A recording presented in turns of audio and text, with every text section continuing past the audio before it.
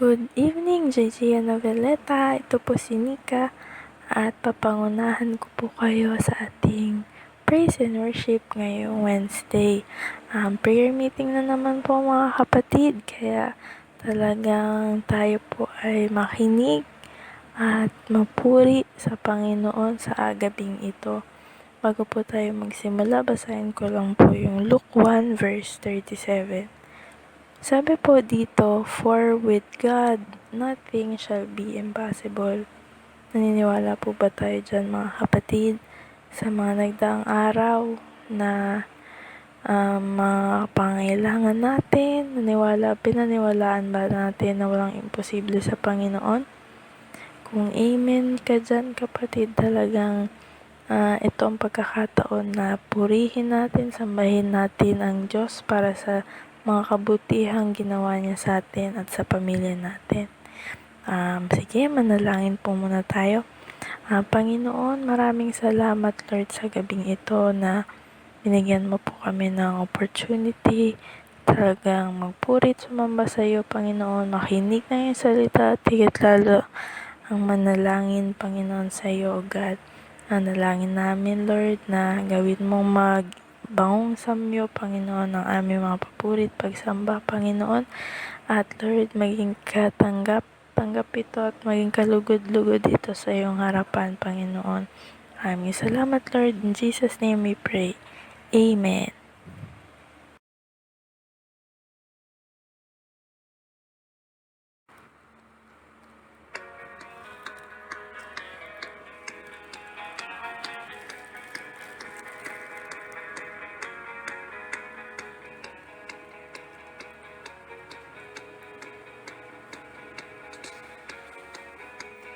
Heaven thundered, and the world was born. Life begins and ends in the dust you form. Fate commanded, and the mountains move. Fear is losing ground to a hope in you. Unstoppable God, let your glory go on and on. Impossible things in your name, they shall be done.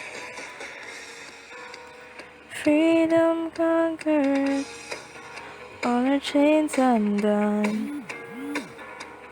Sin defeated, Jesus is overcome.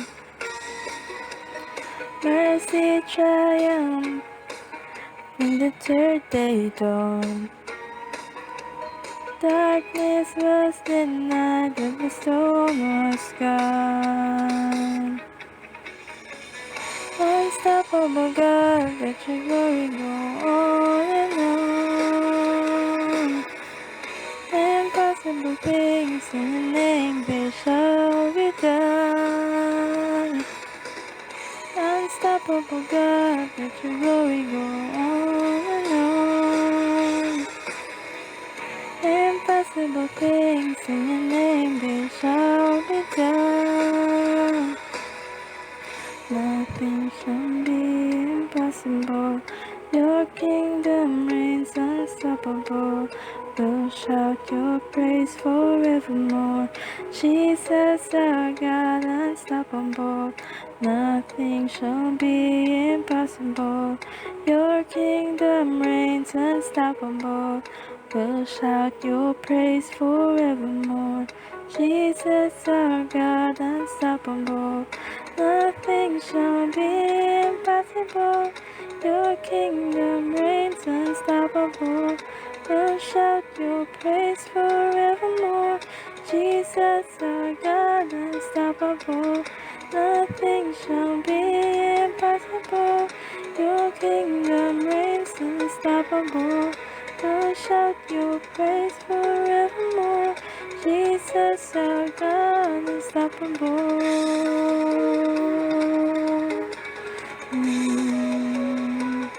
Unstoppable.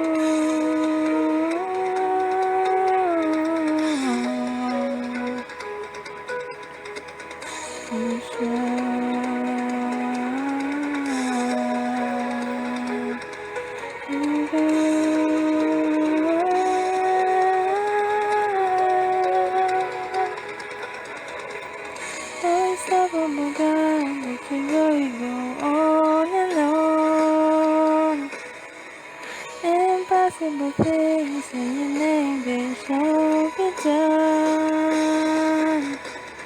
Unstoppable God, let your glory go on and on. Impossible things in your name, they shall be done. Oh God, oh God.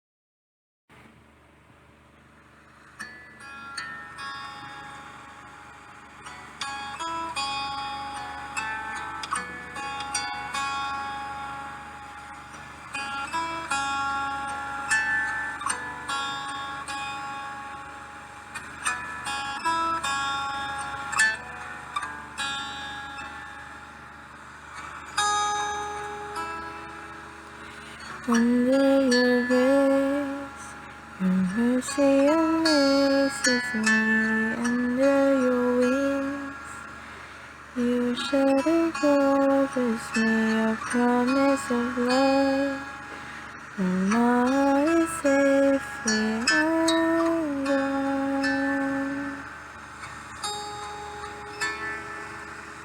Speak to me, Lord. Your servant is listening over the noise. I hear you whispering, my hope has come, and my heart is safely undone.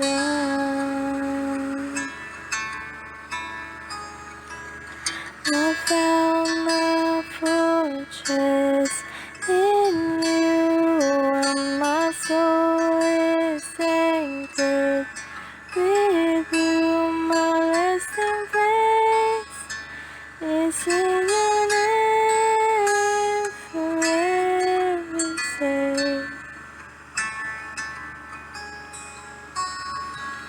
Speak to me, Lord. Your servant is listening over the noise. I hear you whispering, my hope has come, and my heart is safely undone.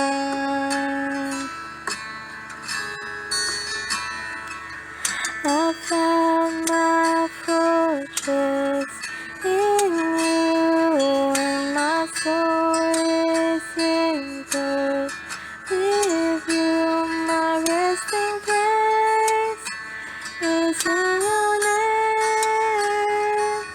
I found my fortress in you, and my soul is anchored with you. My resting place is in your name, forever safe.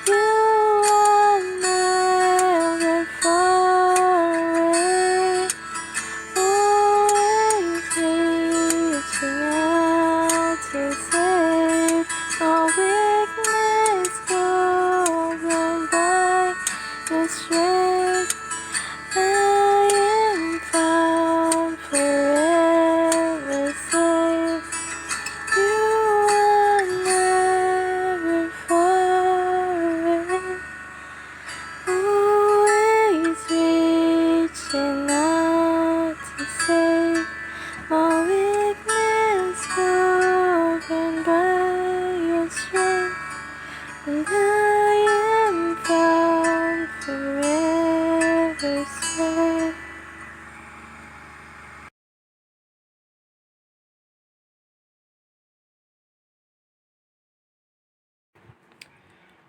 Hi and hello po sa ating lahat. Magpapakilala muna ako, baka hindi na ninyo ako kilala. Ako po si Pastor Anthony. Isang makapangyarihang gabi sa ating lahat.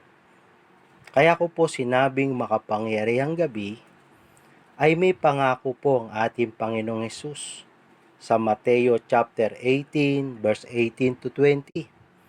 Ang sabi po rito, dalawa na magkasundo na anumang bagay na kanilang hihilingin dito sa lupa ay ipagkakaloob ng Diyos. At sabi sa 19, anuman ang ating talian dito sa lupa ay tatalian sa langit, anuman ang kalagan dito sa lupa ay kakalagan ng Diyos sa langit. At ang sabi sa 20, dalawa o tatlo na nagkakatipon sa kanyang pangalan, siya ay naroroon sa kanilang kalagitnaan. Purihin po ang ating Panginoong Hesus sa kamanghamanghang pangako niya sa kanyang mga anak na magsasama-samang manalangin sa gabing ito. Mag-expect po tayo na ang Diyos ay gagawa sa ating pananalangin. Amen? Ang pamagat ng aking exhortation sa gabing ito ay beware of self-centered life. Ito ay ang istorya ng buhay ni Noe at ang kanyang pamilya na napapanahong pag-aralan natin.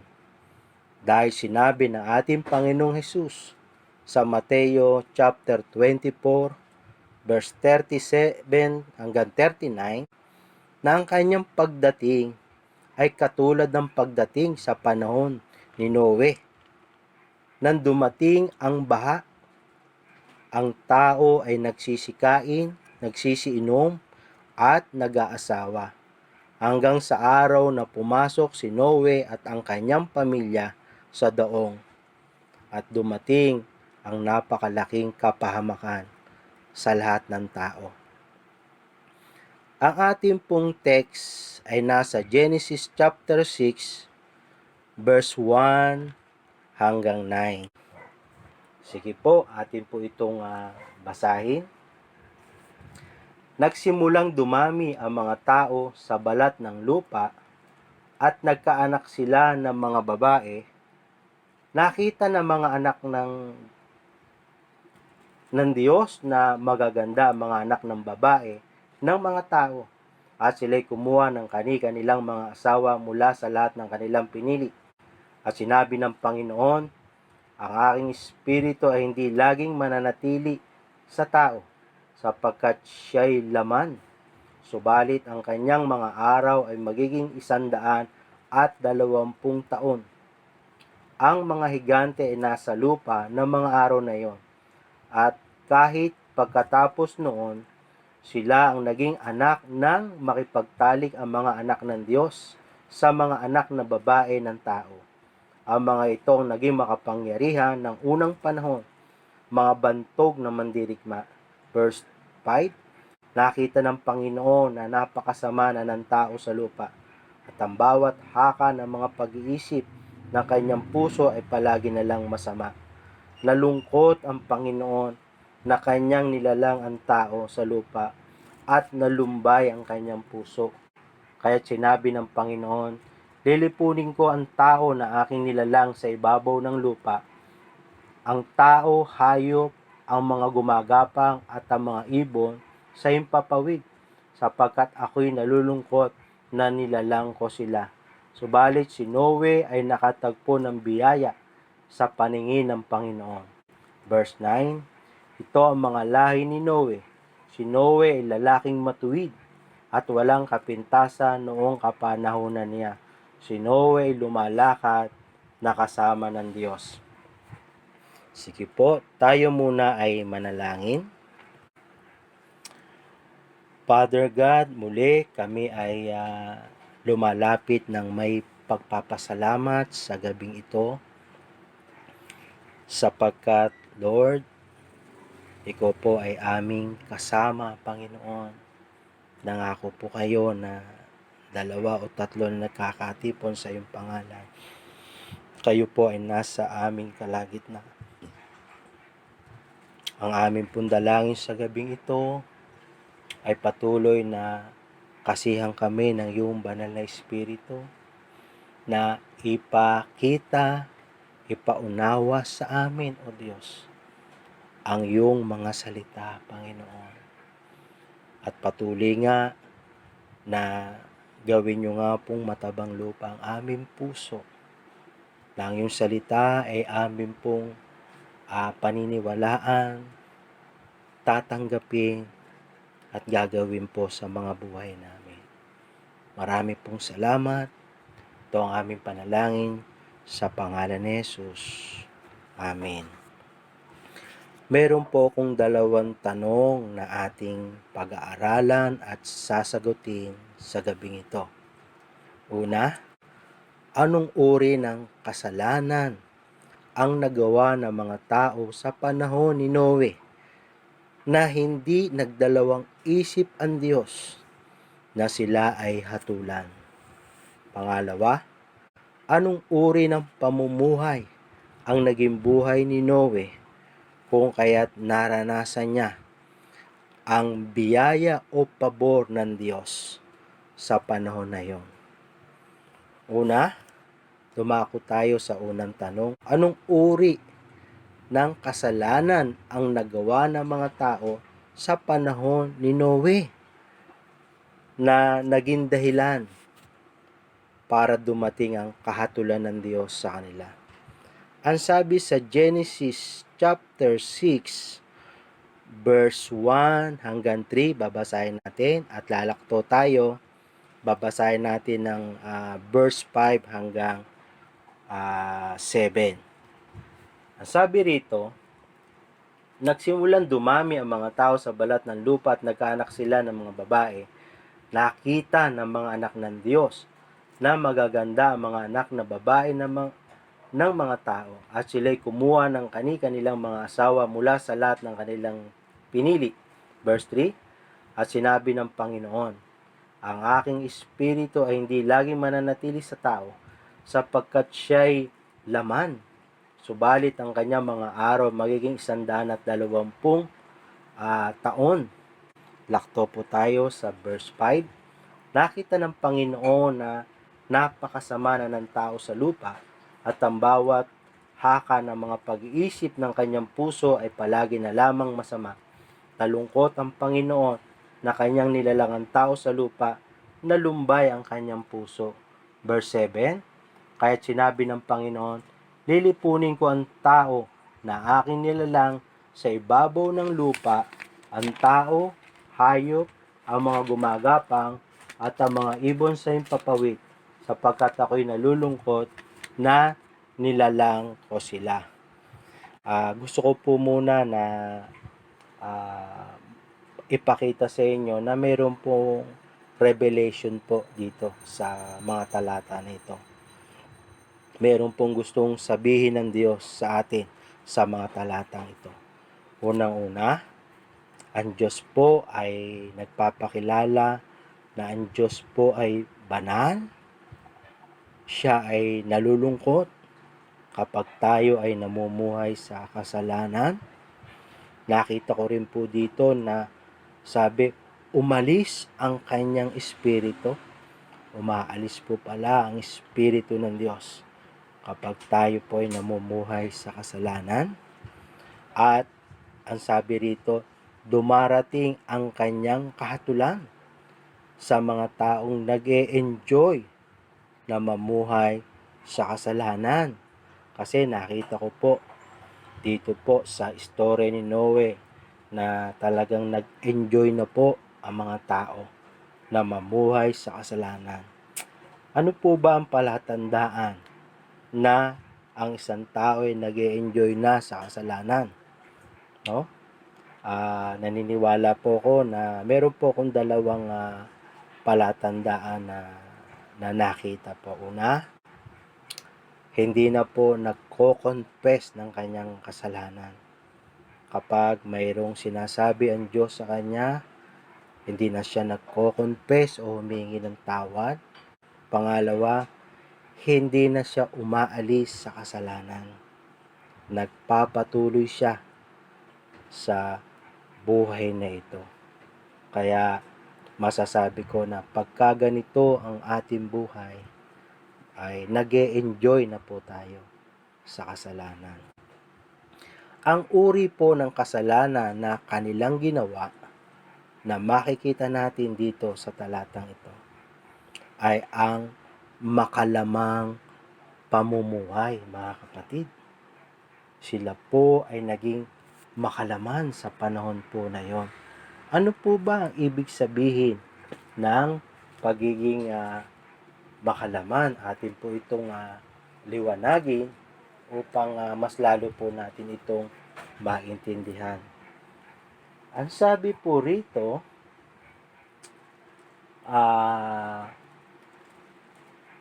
sa verse 19 ng Galatia chapter 5, ngayon ay hayag ang mga gawa ng laman. Ang mga ito ay pakikiapit, karumihan, kahalayan, pagsamba sa Diyos-Diyosan, pangkukulam, alitan, pagtatalo, paninibugho, pagkagalit, pagkamakasarili, pagkakabahabahagi, mga pagkakampi-kampi, pagkainggit, paglalasing, kalayawan, at ang mga katulad nito. Binabalaan ko kayo gaya ng aking pagbabala noon una sa inyo, na mga gumagawa ng gayong mga bagay ay hindi magmamana ng kaharian ng Diyos. Yun po ay nasa verse hanggang verse 21 po. Doon ay nakita natin, no, ang ibig sabihin ng pamumuhay sa makalamang pamumuhay.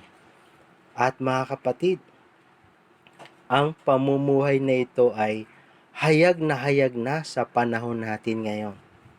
Ang maraming tao'y namumuhay sa tinatawag na self-centered life. Ang sariling kagustuhan ang laging nasusunod at hindi ang nais ng Diyos na nagsasabi sa Mateo chapter 6 verse 31.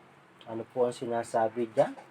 Ngunit pag sumakita ninyo ng higit sa lahat ang pagharian kayo ng Diyos at mamuhay ng naayon sa kanyang kalooban at ipagkakaloob niya ang lahat ng inyong kailangan. At ang sabi sa unang Timoteo chapter 6 verse 7 to 10, basahin po natin. Sabi po rito ay wala tayong dalang anuman sa sanlibutan at wala rin tayong madadala pagalis dito. Kaya dapat na tayo'y masiyahan kung tayo may kinakain at dinaramit. Ang mga nagnanasang yumaman sa anumang paraan ay mahuhulog sa tukso at sa bitag ng masasamang hangaring magtutulak sa kanila sa kapahamakan. Sapagkat ang pag-ibig sa salapi ang siyang ugat ng lahat ng kasamaan. Dahil sa paghahangad na magkamal ng salapi, may mga nalayo sa pananampalataya at nasadlak sa paghihirap ng kalooban. So nakita po natin, no, na itong mga talatang ito ay talagang hindi po ito bago. Ito po ang mga nangyayari sa panahon natin ngayon, mga kapatid. Kaya ang tanong ko po ay tayo po, paano po tayo namumuhay sa panahon natin ngayon? Pangalawa, anong uri ng pamumuhay ang naging buhay ni Noe at ng kanyang pamilya sa panahon nila? Ang sabi sa Genesis chapter 6 verse 8, subalit si Noe ay nakatagpo ng biyaya o pabor sa paningin ng Diyos. Mga kapatid, alam natin na kapag naroroon ang buhay na makasalanan, ay ang dulot noon ay meron po yung sumpa ng kahirapan. Kaya naniniwala ko sa panahon ni Noe ay nagkaroon ng matinding kahirapan ang buhay ng mga tao kasi namumuhay sila sa kasalanan. Pero nakakamangha po, sa kabila ng kahirapan ng buhay sa panahon ni Noe, si Noe po ay namuhay sa pabor ng Diyos. Ano po ba yung pabor? Sa akin pong nakita rito, ang pabor po ay una, ay ang pabor ng kaligtasan. Ito ay pisikal at espiritual. Kasi talaga yung panahon na yon ay na-imagine ko napakagulo, labanan, pero si Noe at ang kanyang pamilya ay ligtas dahil meron silang pabor ng kaligtasan. Pangalawa, yung pabor ng probisyon, no? Sabi nga roon ay siya ay nakasumpong ng biyaya o pabor. So ibig pong sabihin, si Noe at ang kanyang pamilya sa panahon na yon ay nakapamuhay ng masagana sa panahon na yon, no? At bakit nila naranasan yon? Ituloy natin sa Genesis chapter 6 verse 9. Ito ang mga lahi ni Noe. Si Noe ay lalaking matuwid at walang kapintasan noong kapanahunan niya. Si Noe ay lumakad na kasama ang Diyos. Mga kapatid, ano po ang sinasabi sa talatang ito?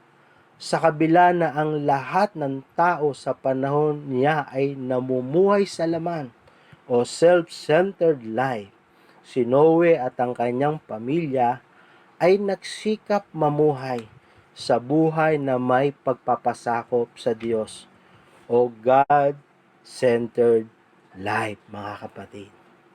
So, ito po yung buhay nila, mga kapatid. Kaya talagang posible po na sa panahon natin ngayon, kahit po tayo nakakaranas ng ganitong kalagayan, ay talagang pwede po na patuloy nating maranasan ang probisyon ng Diyos dahil tayo po ay namumuhay na may pagpapasakop sa ating Panginoon. Paano tayo makakapamuhay sa God-centered life sa panahon natin ngayon? Ano ba ang panahon natin ngayon? Tayo po ay mayroon tinatawag na pandemic, yung COVID-19. Tayo po ay namumuhay sa ngayon po ay talagang kahirapan, no? Yung pangangailangan sa araw-araw.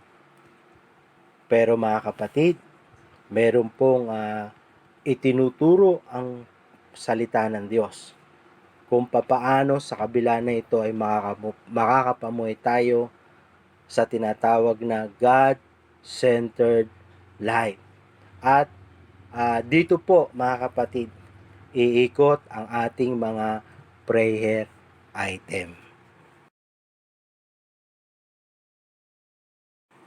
Ngayon ay dumako tayo sa prayer item number 1. Ito ay nasa Filipos chapter 4 verse 6. Huwag kayong mabalisa sa anumang bagay, kundi sa lahat ng bagay sa pamamagitan ng panalangin at pagsamo na may pagpapasalamat, ay ipaalam ninyo ang inyong mga kahilingan sa Diyos.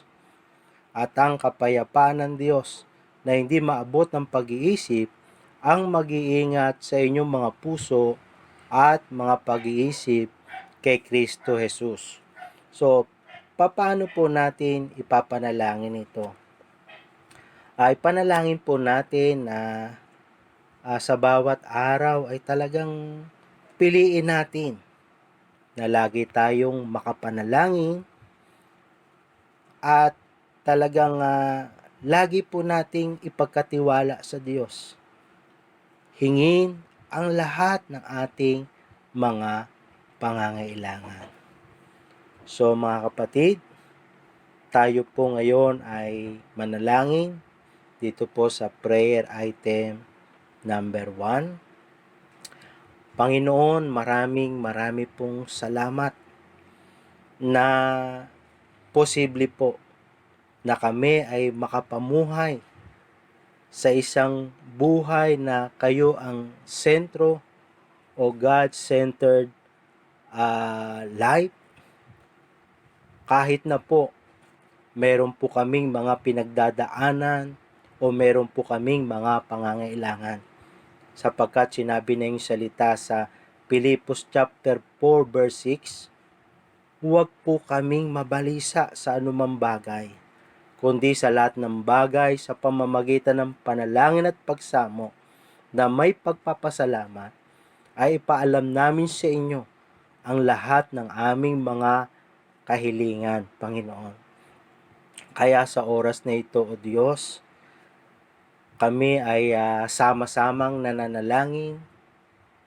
Amin pong idinudulog sa inyo ang lahat ng aming mga pangangailangan, ang mga individual na sitwasyon na meron po ang buong kapatiran, ang bawat pamilya sa JG, Nobeleta at Rosario sa oras na ito. Panginoon, ipinagkakatiwala po namin ito sa inyo, O Diyos. Lord, ang araw-araw na proteksyon, O Diyos, ay hiningi namin sa inyo. Araw-araw na probisyon sa araw-araw na pangangailangan po namin. Yung amin pong mga kakainin sa araw-araw, yung pong pinansyal na panggastos, at kami rin po ay nananalangin, O Diyos, sa amin pong mga monthly bill, Panginoon, ay pinapanalangin at ipinagkakatiwala po namin sa inyo ang mga concern na ito sa gabing ito, Diyos. Na Panginoon, na kayo po ang siyang kumilos, Panginoon. Hinihingi namin ang provision nyo sa lahat ng ito, sa gabing ito. Marami pong salamat. Ito ang aming panalangin sa pangalan ni Jesus. Amen. Ngayon naman ay dumako tayo sa prayer item number 2. Ito ay makikita natin sa Mateo chapter 6 verse 33 na sinasabi, ngunit pag sumakita ninyo ng higit sa lahat ang pagharian kayo ng Diyos at mamuhay ng ayon sa kanyang kalooban at ipagkakaloob niya ang lahat ng kailangan ninyo. Kapatid, ipanalangin natin na sa bawat araw ay lagi nating mapili na unahin, gawin natin ang pinagagawa ng Panginoon, sapagkat nakita natin sa talatang ito na kapag ito ang naging buhay natin ay talagang ang Diyos ay ipagkakaloob niya ang lahat ng ating mga pangangailangan.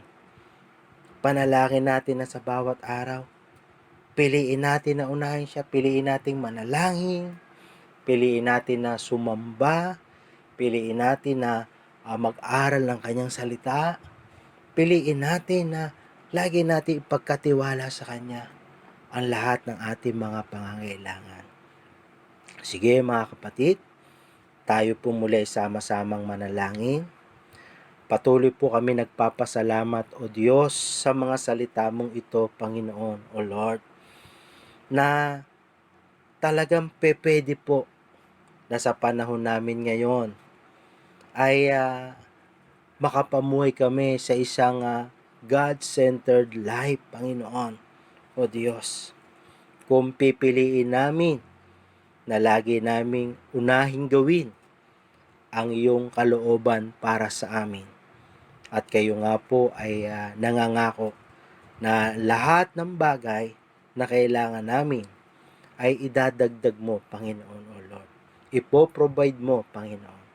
Kaya sa oras na ito, patuloy po namin idinudulog ang aming mga sarili, O Diyos, na sa bawat araw, tulungan mo kami, O Diyos. Kayo pong laging maglagay sa amin ng hangarin, kakayanan at pananampalataya. Na lagi po naming unahin kayo, ang nais mo, Panginoon, O Diyos, sa aming buhay, sa bawat araw. Sa bawat araw, Panginoon, ay talagang amin pong sundin, O Diyos, ang sinasabi na yung mga salita. Paniwalaan namin ang sinasabi na yung salita. Hindi ang mga bagay na nakikita ng aming mata sa panahon namin ngayon, O Diyos. Kung papaano nga ang mga tao sa panahon ni Noe ay namuhay sa mga bagay na nakikita nila, O God.